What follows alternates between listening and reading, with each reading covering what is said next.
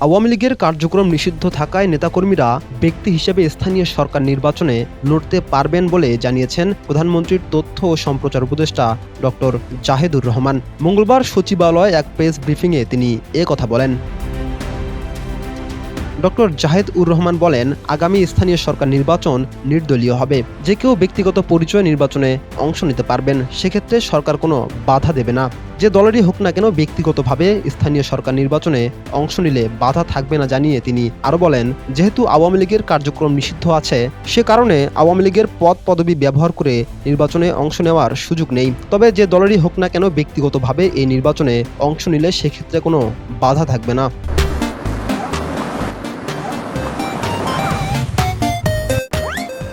এর আগে গত ২ জুন সিটি কর্পোরেশনে জনপ্রতিনিধি না থাকায় কার্যক্রম ব্যাহত হচ্ছে বলে জানিয়ে দ্রুত সময়ের মধ্যেই স্থানীয় সরকার নির্বাচনে ইঙ্গিত দিয়েছিলেন স্থানীয় সরকার প্রতিমন্ত্রী মীর শাহে আলম। বলেছিলেন, বাজেটে নির্বাচন নিয়ে বরাদ্দ আসার পর জুলাই আগস্ট থেকে কোন নির্বাচন কবে হবে সেই ব্যাপারে সিদ্ধান্ত নেওয়া হবে।